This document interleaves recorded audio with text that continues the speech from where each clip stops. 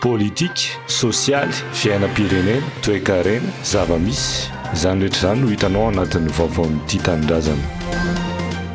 Sarotra ane zany tena sarotra.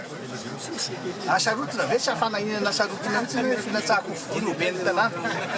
Tena nasarotona be ny fahafahana mirotsaka ho fidiana be ny tanàna tamin'ity taona ity, hoy ny filoha teo aloha Marc Ravalomanana.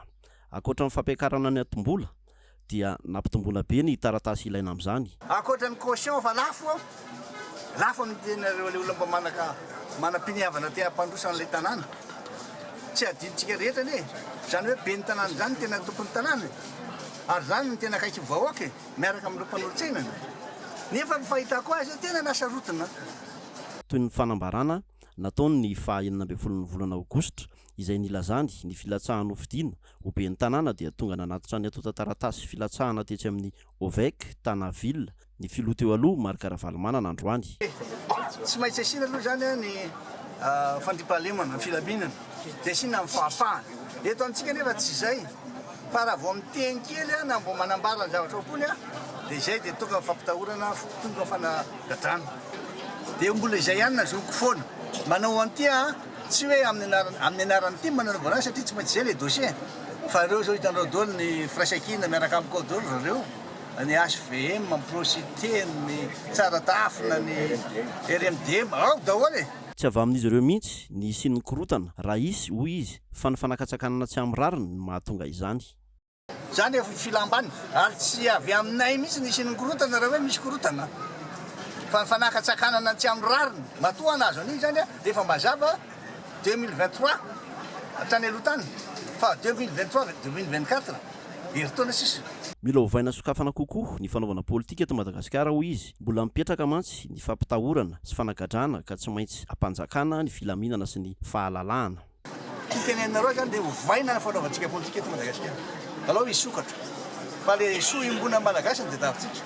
Fa zay mbola mamerina ihany aho ny antso amin'ny CENI. Or CENI tena miantso anareo izahay. Ianareo ny tena tompona andraikitra voalohany sy manana fahefana rehetra araka ny fahefana nomeny lalàna anareo mba hamoray ale io mba jereo fa hoe sakatsakana mety hitranga amin'ny sasany ary indrindrindrindra mba hafangano le izy fa tena mijano le olona. Izy io zany tsorina fa dia tena isy atelier anankiray fotsiny higadina amin'ny resaka hoe sakana amin'ny famaizana ny kolokolo.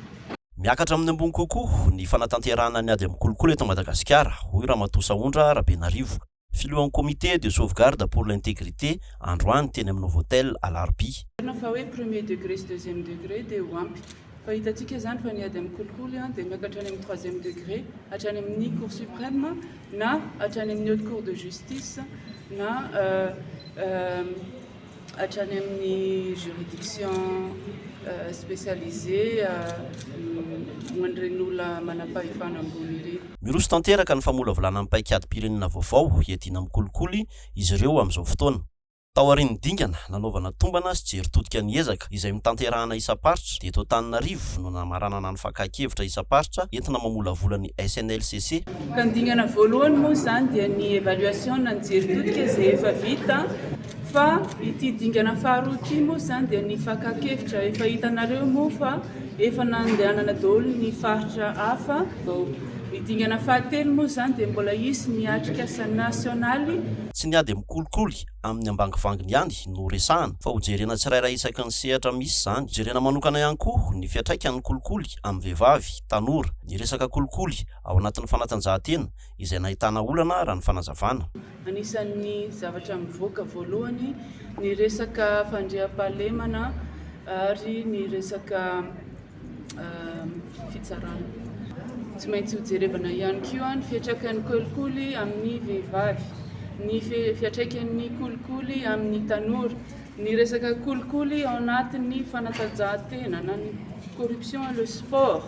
Anokana andro ray kosa niatrika asa hijerena ny loha hevitra tahaka ny aditany, ny arenakibon'ny tany, ny fampiarana ny famaizana, ny sampandra-ara-panjakana, ny fitantanam-bola-panjakana, ny zon'olombelona. Ao aorianan'ireo vao hivondrona eto Antananarivo anatanteraka atrik'asa nasionaly izay ankatoavana ny paikady-pirenena vaovao hiadina amin'ny kolikoly sy hanolorana ny vokatry ny fankakevitra ireo petsehatra rehetra manerana amin'ny Madagasikara. ary ny antenaina moa zany dia ho atolotra antsika rehetra amin'ny 5 ny volana desambra izay andro iraisam-pirenena iadina amin'ny kolikoly ny paikadtsika vaovao izay ho tanterahana manomboka amin'ny volana janoary 2024. Efa fantatra tsy misy akamely io. Misy fingapingana kely nany zay baolina eto an-tanàna e. Fa dia ezaka ianao zany ary zay koa nahitany olona anao hoe mahasahy ianao. Isan'ireo kandida ho ben'ny tanànan'ny Mahajanga ny filoha Rivo Rakotovao. Efa vonona ny antota taratasy rehetra raha ny fanazavany. Zay fanapakevitra zany fa hotsaka ny Mahajanga tanàna mivadray zany. Tena koa efa vonona ny dossier rehetra. Tsy ampy filoany an-dalana. Zay nino izy misy fotoana eken'ny lalàna zany hoe raisina izy raha tsy ampy dia manampy ianao. Satria mbola sy tonga any amin'ilay farany. Tanàna lehibe na hitanany soa ka rariny loatra raha misy mamaly ny antso ny zanaky Mahajanga hoy izy. Ary io tsy hoentina barofo, tsy hoentina amin'ny angovo fa hoentina amin'ny firalahiana satria tanàna iraisana.